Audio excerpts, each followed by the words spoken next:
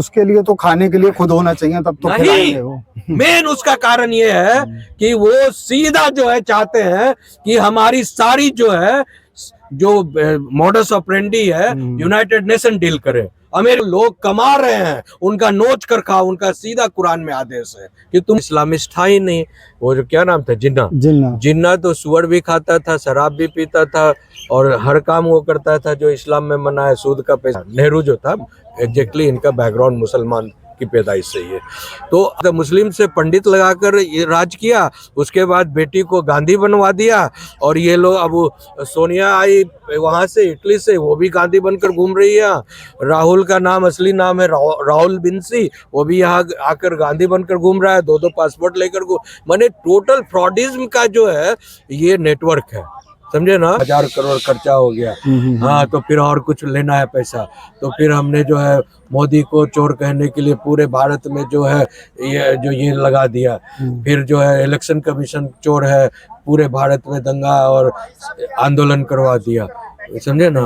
वो सारा चीज जो है वो सिस्टम को ये लोग पैसा कमाने का एक धंधा बनाए हुए हैं। नमस्कार, आप देख रहे हैं रॉकेट पोस्ट, मैं हूं शिवम गौड़। जैसा कि आप सबको पता है कि आज सुप्रीम कोर्ट में उमर खालिद और शर्जील इमाम, जो कि दिल्ली दंगों के आरोपी हैं, उनकी ज़मानत खारिज कर दी गई है। लेकिन एक सवाल जो आम जनता के मन में आ रहा है कि आखिर कौन सा ऐसा कानून, कौन सा ऐसी दफ़ा है जिसकी वजह से ये बेल इतनी मुश्किल हो गई है। ना केवल मुश्किल हो गई है बल्कि अब अगले 1 साल तक वो दोबारा उस बेल के लिए अप्लाई भी नहीं कर सकते। तो इस पूरे कानून को और इस पूरी प्रक्रिया को समझने के लिए आज हमारे साथ मौजूद हैं सुप्रीम कोर्ट के वरिष्ठ अधिवक्ता ध्रुव कुमार जी। हम उनसे जानेंगे कि आखिर ये कौन सा कानून है और इस कानून के तहत क्या जो न्याय प्रक्रिया है उसको कोई इफेक्ट पड़ रहा है या नहीं। नमस्कार सर। नमस्कार सर, आज जैसा कि हम सब जानते ही हैं कि दिल्ली दंगों के आरोपियों की जो मुख्य आरोपी हैं शर्जील इमाम और उमर खालिद, उनकी जमानत रद्द कर दी गई है। ना केवल रद्द की गई है बल्कि शायद अगले 1 साल तक, जहां तक अगर मैं ठीक हूं, वो उस जमानत के लिए दोबारा अप्लाई भी नहीं कर सकते। तो ऐसा कौन सा कानून है, कौन सी दफा है जिस वजह से ये जो है। देखिए, शर्जील इमाम और उमर खालिद प्लस 5 और लोग हैं, यू नो।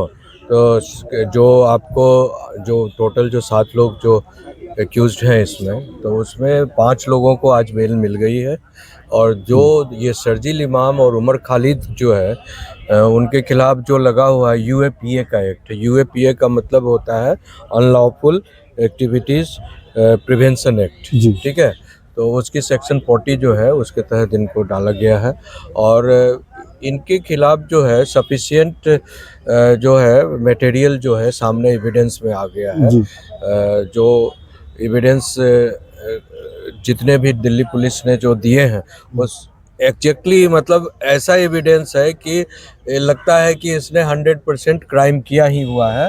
और सारे जो इनके व्हाट्सएप के चैट है, ईमेल के चैट हैं, जो इनके भाषण हैं, तो इन्होंने पूरी सिस्टम, पूरे जो दंगा हुआ 2020 में दिल्ली में, तो दंगा के मास्टरमाइंड यही लोग थे। तो मास्टरमाइंड होने का जो है प्रूफ सामने आ गया है। प्रूफ आ गया है। हाँ, प्रूफ सामने आ गया है। इसीलिए सरकार मतलब कोर्ट ने कहा कि इनको छोड़ने का मतलब है कि ऐसे तो इनको अभी 15 दिनों का जो है, इनकी बहन की शादी थी शर्जील इमाम की, तो जो पैरोल पर जो है इनको छोड़ा गया था। लेकिन फिर वो 15 दिनों के बाद जो है जो इंटरिम बेल मिला था, उसके बाद फिर अंदर चले गए। अब रेगुलर बेल जो है इनको चाहिए, तो रेगुलर बेल के लिए जो है इनके जो प्राइमा फेसी एविडेंस जो आ गया है, तो prima facie evidence it's a crystal clear. And trial में भी जो है इनका 100% सजायाब जो है, ये 5 नहीं 7 को होना है। लेकिन उनके पास थोड़ा सा कम एविडेंस के तौर पर था, साइड में। मतलब पूरे मामले में किसका क्या रोल है इस पर भी डिपेंड करता है कि ये कानून, ऑब्वियसली मतलब कोई घटना घटती है तो उसमें कितनी ज़्यादा समाहितता होती है, you know. what is the the volume of your action and the volume of your involvement ji behind the conspiracy, behind the firing, behind the creating दंगा, riots and all that. तो उसके अनुसार जो है सरकार देखती है, I mean the evidence जो एड्यूस होता है कोर्ट में, जी।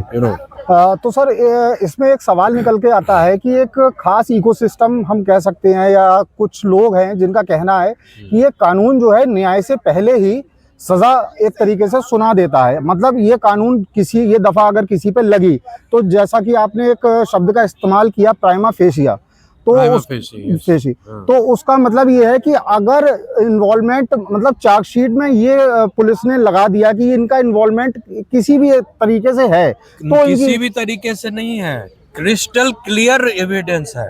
ठीक है, उसका सबूत पुलिस ने जाहिर सी बात है दिया होगा। 100% वीडियो बहुत सारे इनके द्वारा किए गए एक्शंस का जी सारे का वीडियो आ गया है, उसका सारा जो है रिकॉर्ड आया है, कहाँ कब किससे क्या बात हुई वो सारे एविडेंस एड्यूस हुए हैं और सारे जो का एनालिसिस होकर रिपोर्ट कार्ड बनता है। जी मतलब हम अगर आसान भाषा में ये समझाना चाहें, देखिए यूएपीए एक्ट क्या है, बेसिकली पहले ये टाडा एक्ट के तहत था। जी तो जी टाडा जो होता है टेररिस्टों के खिलाफ एक्ट लगता जी जी टाडा वो जब पहले टेररिस्ट एक्टिविटीज के खिलाफ जो है शायद कांग्रेस ने उसको खत्म तो किया वो था। कांग्रेस पार्टी ने जो आई तो बिकॉज सारे जो ये जो टेररिस्ट थे ज्यादातर कश्मीर एंड ऑल दैट वो सारे लोग जो लिंक थे इनसे और माइनॉरिटीज के नाम पर तो कांग्रेस सबसे आगे है, चाहे वो टेररिस्ट हो या जो भी हो, चाहे कहीं कुछ भी गलत। शायद उनका अभी भी ये कहना है कि ये जो कानून है माइनॉरिटीज की आवाज को, फ्रीडम ऑफ स्पीच पे अटैक है या ह्यूमन राइट्स पे अटैक है, ये सब चीजें। अरे भैया ह्यूमन राइट्स और फ्रीडम ऑफ स्पीच का बाजा झुंझुना जो ये जो कांग्रेस लेकर चलती है, तो इसी स्पीच और पर तो इसने देश का विभाजन करा दिया और एक तरह से मजहब के आधार पर देश का विभाजन करवा कर ये सारा जो है पाकिस्तान और दे दिया, उधर बांग्लादेश दे दिया और हिंदुस्तान को सेकुलर कंट्री बनाकर फिर वही लोगों को जिन को जमीन दिया मजहब के आधार पर फिर उनको यहाँ रोक भी दिया कि तुम फिर एक नया नक्शा क्रिएट करो, फिर एक नया आंदोलन क्रिएट करो, फिर जो वही कहानी जो 1946 में लाखों करोड़ों हिंदुओं को मारकर जो तुमने पाकिस्तान लिया, बांग्लादेश लिया, उस आधार पर फिर एक नया बांग्लादेश के लिए फिर यहाँ पर जिहाद करो। तो ये कांग्रेस का है, इसीलिए वो तो आतंकवादी पालने की ही ऑर्गेनाइजेशन है। Congress is famous for treating and sponsoring the all kind of terrorist in this country. Sir एक इसी से रिलेटेड एक छोटी सी अपडेट और है, जैसा कि आपने कहा कांग्रेस या एक खास इकोसिस्टम जो है बहुत जल्दी एक्टिव हो जाता है ऐसे मामलों पे, जो कि बांग्लादेश में जो हो रहा है उस पर शायद उनका बयान अगर मांगो तो वो मुंह फेर के निकल जाएं। लेकिन एक बहुत अनोखी या हम कहेंगे अटपटी सी बात हुई है, न्यूयॉर्क के नए मेयर बने हैं। जी जी, तो उनको न्यूयॉर्क जिसे हम एक तरीके से दुनिया का सबसे ताकतवर शहर कहा जाता है, वहाँ के मालिक भी हम कह सकते हैं, वो न्यूयॉर्क की अपनी प्रॉब्लम्स को ना छोड़ के यहाँ शर्जील इमाम और उमर खालिद के लिए अगर उनका दर्द निकल रहा है, तो क्या हम कह सकते हैं कि इसी इकोसिस्टम में से कुछ लोग उनसे इन्वॉल्व हैं कि क्या उस प्रेशर से कोर्ट के फैसले पे कोई फर्क पड़ेगा? मैं आपको बताता हूँ, ये केवल ममदानी जैसे जो न्यूयॉर्क सिटी है वहाँ अमेरिका में, न्यूयॉर्क सिटी के वो मेयर चुने गए, तो सिर्फ ममदानी ही नहीं है, ममदानी ने 8 और लॉ मेकर्स को, जो अमेरिका में लॉ मेकर्स हैं, सुने ना, उनको उन्होंने जो है वहाँ कन्विंस किया और उनके थ्रू जो है इंडियन एम्बेसडर को लेटर लिखाया और उसके बाद जो है इस तमाम जो वहाँ के यूएस जो मतलब जो वहाँ के जो विधानसभा राज्य ये जो होती है पार्लियामेंटेरियंस जो होते हैं, उनके थ्रू जो है 8 लॉ मेकर्स जो हैं वहाँ के, उसके द्वारा भारत सरकार को भी चिट्ठी लिखाया कि शर्जील इमाम और खालिद और उनके जितने भी लोग हैं सबको रिहा किया जाए। तो इस सबसे केस पर कुछ फर्क पड़ेगा या बस एक स्टंट है अपने एक पर्टिकुलर वोट बैंक को खुश करने के लिए? ये स्टंट है केस, ये तो बेसिकली इनकी जो सिस्टम है मैं आपको बता दूं कि पूरी दुनिया में जो मुस्लिम ब्रदरहुड का एक सिस्टम है, ठीक है। तो मुस्लिम ब्रदरहुड में तो ये सबसे पहले बात जानिए, मुस्लिम ब्रदरहुड में एक आतंकी दूसरे आतंकी को पूरी दुनिया में हेल्प करते हैं। लेकिन अगर कोई मुस्लिम ब्रदरहुड के नाम पर कोई आदमी डिस्प्लेस हो गया, जैसे अभी बांग्लादेशी डिस्प्लेस हो रहे हैं, रोहिंग्या या म्यांमार से डिस्प्लेस हो गए, तो कोई भी जो 56-57 देश जो इनके बने हुए हैं, वो कोई शरण क्यों नहीं देता है उनको? सबसे पहले तुम ब्रदरहुड जो है, तुम आतंकवाद जो कर रहा है उसको बचाने के लिए तो तुम अमेरिका से भी तैयार हो जाते हो, यहाँ जो सारे मदरसा खड़े हो जाते हो और जितना बोरा भरकर रुपया और उछल देते हो कोर्टों में वकीलों के पास। हाँ, लेकिन जब आप डिस्प्लेस हो जाते हैं, जब आपको रहने खाने के ये मतलब सुविधा नहीं है, तब कहाँ जाता है आपका ब्रदरहुड? क्यों नहीं आप उसको अपने देश में बुलाते हो? जो 57 देश बनाकर बैठे हो तुम, तो उस मेन तो ह्यूमन राइट्स का सवाल वहां जाता है ना। तब आपका कहाँ ह्यूमन राइट्स चला जाता है? बिल्कुल, कहाँ ब्रदरहुड चला जाता है? उसके लिए तो खाने के लिए खुद होना चाहिए, तब तो खिलाएंगे वो। मेन उसका कारण ये है कि वो सीधा जो है चाहते हैं कि हमारी सारी जो है जो मॉडस ऑपरेंडी है यूनाइटेड नेशन डील करे, अमेरिका डील करे, सारी जो है जो लोग कमा रहे हैं उनका नोच कर खाओ। उनका सीधा कुरान में आदेश है कि तुमको कुछ नहीं करना है। दुनिया में जितने भी ये हथियार यूज करते हैं, जितने भी आपको दुनिया की किसी भी कोने में जो 56-57 देश है इस्लामिक देश, क्या उसने एक कागज बनाया, एक पेन बनाया, एक हथियार बनाया? कुछ नहीं बनाया इन्होंने। लेकिन कहते हैं कि जो इस्लामिक नहीं है सब काफिर है। तो ये काफिरों के द्वारा बनाया गया हथियार ही चलाते हैं, ये काफिरों के द्वारा बनाया गया पेन और कागज ही चलाते हैं, और काफिरों के द्वारा बनाया गया प्रिंटिंग प्रेस में ही अपने कुरान को छपाते हैं, हदीस को छपाते हैं, और उसी को कहते हैं कि मेरा हदीस पढ़ो, अल्लाह का दिया हुआ किताब है। अरे तुम्हारे अल्लाह में, मोहम्मद में, सब में इतना और तुम्हारे ब्रदरहुड में, मुस्लिम ब्रदरहुड में इतनी शक्ति है, तो सबसे पहले तुम अपने दिमाग से कम पेन तो इजाद कर लेते, कागज तो इजाद कर लेते, प्रिंटिंग प्रेस तो अपने इजाद कर लेते। तुम दूसरे सारे काफिरों की चीज को इस्तेमाल कर रहे हो, और उसमें तो तुम्हें नहीं है। उन्हीं का खाना खा रहे हो, उन्हीं के मिट्टी में रह रहे हो, और यहाँ कहोगे वंदे मातरम नहीं कहेंगे तो हम अशोक चक्र को, अशोक से एम्बलेम, राष्ट्रीय एम्बलेम को नहीं मानेंगे, तो हम राष्ट्रीय धर्म को नहीं मानेंगे। ये सारा जो है एक कॉन्स्पायरेसी है। बेसिकली समझिए, Islam is not a religion, समझे क्या? इस्लाम जो है ना तो रिलीजियन है, ना धर्म है, ना मजहब है, ये एक पॉलिटिकल एजेंडा है। Game of narratives. No, not game of narratives, it's a political conspiracy to rule the world. और इस्लाम को एक अमली जामा पहनाया गया रिलीजियन का, मजहब का, कि इस आधार पर लोगों को एकत्रित करना है, और उनको जो है 72 हूरों का और वो स्वर्ग का और ये सब का जो है एक झांसा दिया गया कि धरती पर रहो तो तुमको 4 बीवी 40 बच्चे करो, और ये ऊपर चले जाओ जब, तो तुम जितने लोगों को मारोगे काटोगे उतना ज़्यादा 72 हूरें मिलेंगी। तो इट्स ए टोटल फैलेसी, कि फैलेसी दिखाकर स्वप्न दिखा दो, लोग उसी में उलझे रहे। आपने कभी किसी भी इस्लामिक देश में कोई भी आविष्कार होते हुए देखा है जिसको लोग इस्तेमाल कर सके या बेनिफिशियल कोई काम किया है? एक जो अरब कंट्री है वो बहुत रिच है, तो पेट्रोलियम से कारण रिच ने अपने तेल निकल आया, बस उसी के कारण है। आज पेट्रोलियम बंद हो जाए तो वो भी कटोरा लेकर भीख मांगेंगे। हाँ, अदरवाइज कोई भी जितना भी इस्लामिक देश इन्होंने बनाया है सब आपस में कॉन्फ्लिक्ट कर रहे हैं, एक दूसरे को मार काट रहे हैं। आखिर आपके पास कोई बेहतरीन चीज तो हो कि लोग आपको अडॉप्ट करें। आप चाहते हो कि जो नहीं हमारे इस्लाम को मानेगा, तो आपने क्या किया, हमारे आयतों के अनुसार, कुरान के आयतों के अनुसार नहीं चलेगा, उसको मार दो, काट दो, सूली पर लटका दो, जला दो, घात लगा कर मारो, उनकी महिलाओं को माले गमीनत समझो, उनकी प्रॉपर्टी को लूट लो, उनके अभी सारा बांग्लादेश में एपिसोड चल रहा है ना। बिल्कुल बिल्कुल। हाँ, वो तो एपिसोड आपके सामने लाइव चल रहा है। तो उसी स्टाइल में जो आपको आप वर्सेस 56 पढ़िए, आयत 4 एंड 56 पढ़िए, उसमें जो है आपको चैप्टर 4 आयत 56, हाँ, उसमें क्या है, उसमें इसी स्टाइल में लिखा है कि जो कुरान के आयतों को नहीं मानता है, हाँ, तो उनको जो है मार पीट कर ख़त्म करो, उनको सूली पर लटकाओ, और नीचे से सूली पर लटकाने के बाद नीचे से आग लगा दो। उसी स्टाइल में दीपू चंद्र को जो डायरेक्शन दिया हुआ है सारा कि कैसे मारना है, क्या करना है।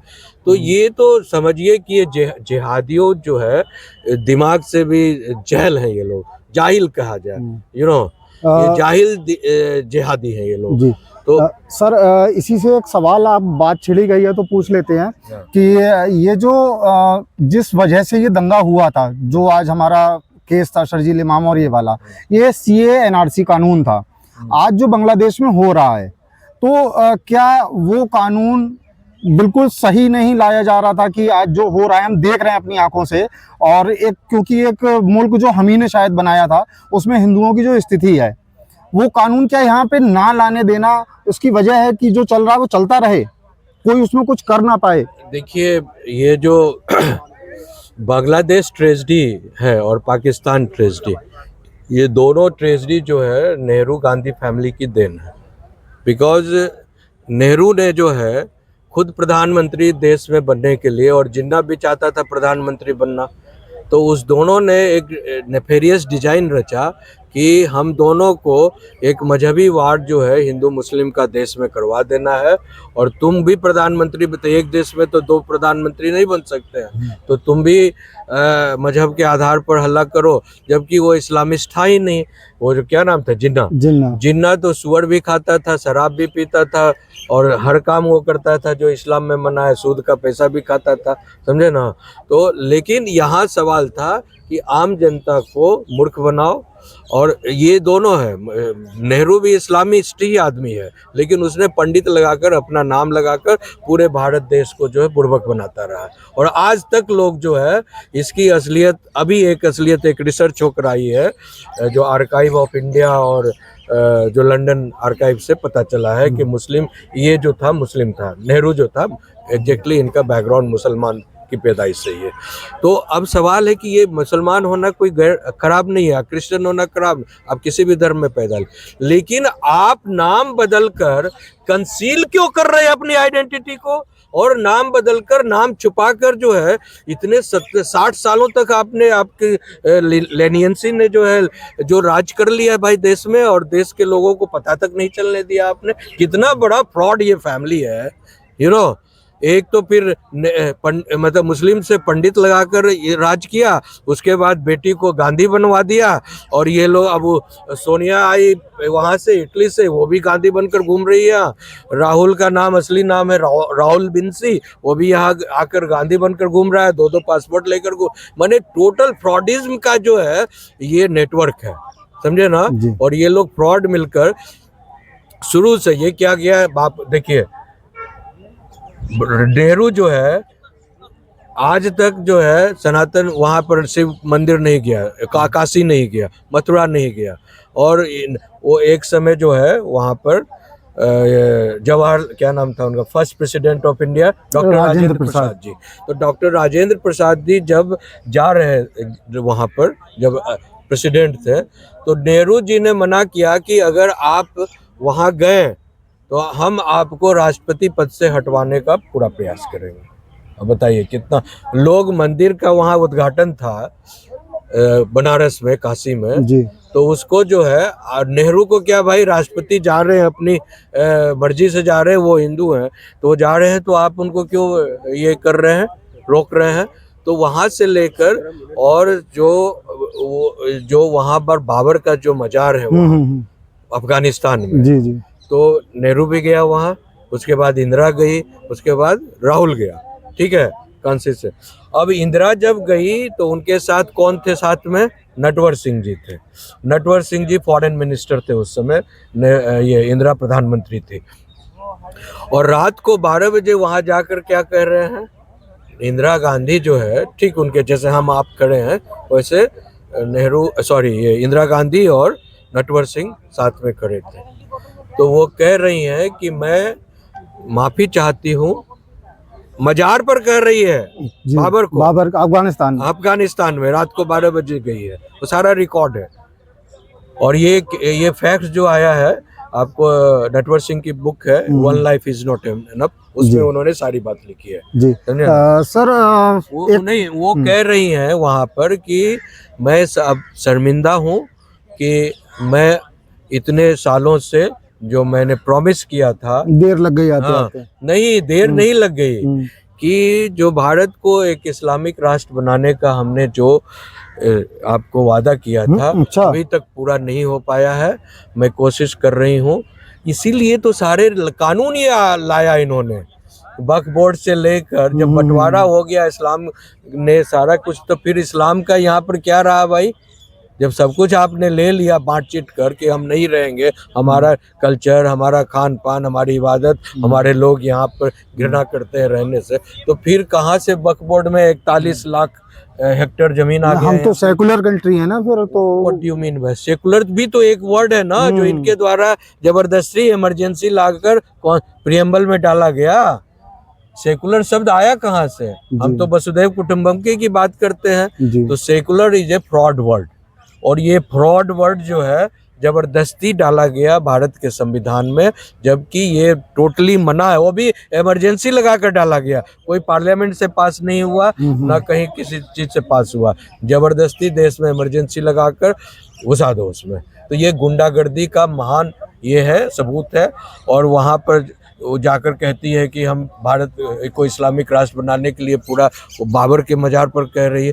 वही लीनियंसी चल रहा है इसका, क्या नाम है, राहुल का, वही टैग लेकर। आपको हमको ये बता दीजिए, अगर ये हिंदू पंडित फैमिली है, जवाहरलाल नेहरू का जितने भी पोते, किसी ने उसका बच्चा कोई हिंदू में शादी किया? चाहे रॉबर्ट वाड्रा देख लें, चाहे अभी रॉबर्ट प्रियंका की जो बेटी या बेटा रेहान वाड्रा, वो भी एक मुस्लिम लड़की से, अबीबा नाम की है ना, अबीबा अली नाम है उसका, अबीबा बेग, बेग भी मुसलमान होते हैं, ये आपको पाकिस्तानी मुसलमान जी, ठीक है। तो अब ये बताइए कि जब आप कह रही हैं बार बार कि हम हिंदू हैं, तो आपको इतने देश में कोई हिंदू बच्चे नहीं मिल रहे हैं जी। आप जाकर मुंह मरा रही हैं कहाँ? इस्लाम के सारे लोगों से। आपको पसंद है, क्रिश्चियन पसंद है, लेकिन वोट किसका ले रही हैं आप? हिंदुओं को टक्कर ले रही है, और हिंदुओं का नाम रख कर ले रही हैं। गांधी टाइटल तो हिंदू का है ना, जी। उनका ले रही हैं और कह रही हैं हम सेकुलर है। What is this nonsense? कितना फूल बनाओगे आप लोग भारत को, भारत के लोगों को? मुझे तो शर्म इस बात की आ रही है कि भारत के लोग इस समझ क्यों नहीं रही इन फ्रॉड्स को। ये जो बिग फ्रॉड्स का जो गैंग बना हुआ गांधी नेहरू फैमिली का, इसको समझिए, वाड्रा फैमिली एंड ऑल, और इसको किक आउट कीजिए देश से जी। बट देखा जाए तो पिछले कुछ सालों के रिजल्ट्स जो हैं वो बताते हैं कि पब्लिक धीरे धीरे समझ रही है, बिकॉज अब तो सोशल मीडिया आ गया है और मेरा मोबाइल पर सारा चीज आ रहा है इंटरनेट के थ्रू, तो लोग भी अब धीरे धीरे समझ रहे हैं कि इनका जो है कहानी समाप्त होने वाला है। एक सर आखिरी क्वेश्चन जो पब्लिक जानना चाहती है, मैंने देखा सोशल मीडिया पे और तमाम डिबेट्स में चर्चा चल रही है कि इस तरीके का जो इकोसिस्टम की न्यूयॉर्क से बयान दे देना या यहाँ पे प्रोटेस्ट कर देना या जेएनयू में नारेबाजी कर देना, इस टाइप की चीजों से क्या सुप्रीम कोर्ट या उसके जो प्रोसेस जो चल रहा है, जो केस चल रहा है, उस पर कुछ भी फर्क पड़ेगा? देखिए, अभी जो फिलहाल जो सीजेआई साहब हैं, इनको कुछ फर्क पड़ने वाला नहीं है जी। लेकिन